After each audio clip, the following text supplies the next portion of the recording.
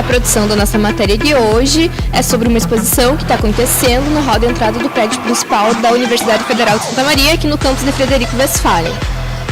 A exposição é sobre os filmes, músicas, livros censurados durante a ditadura. A exposição também surgiu com uma ideia da matéria de Comunicação e Direito e foi feita por acadêmicos do curso de jornalismo.